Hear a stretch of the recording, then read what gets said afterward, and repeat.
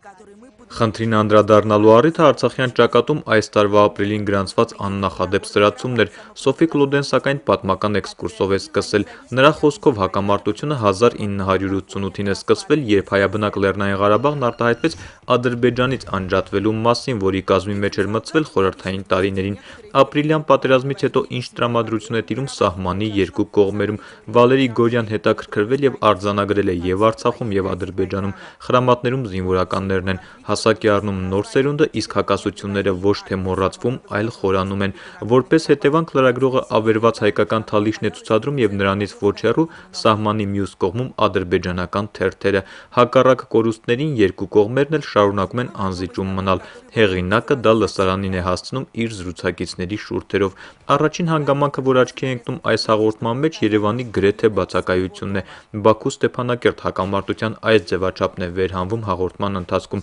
Հակամարտության կարգավորման վերաբերյալ տեսանյութում միակ պաշտոնական տեսակետն էլ Արցախի արտգործնախարարն է ներկայացրել։ Մյուս հետաքրքիր դրվագը կարգավորման գործընթացի վերաբերյալ Եվրոպայում ամենամեծ լսարան ունեցող լրատվամիջոցներից մեկի մոտեցումն է։ Արցախյան խնդիրը վաղուց արդեն լոկալ հարց չի համարվում։ Այն կարող է շղթայական ռեակցիայի սկիզբը դառնալ։ Հեղինակը հենց դրանով է հիմնավորում մեծ խաղացողների ուշադրությունը այս հարցի նկատմամբ։ Столько внимания этой маленькой территории уделяется потому, что если разворачивающийся там локальный конфликт по-настоящему обострится, это может повлиять не только на весь регион, Кавказ, но также дестабилизировать Европу,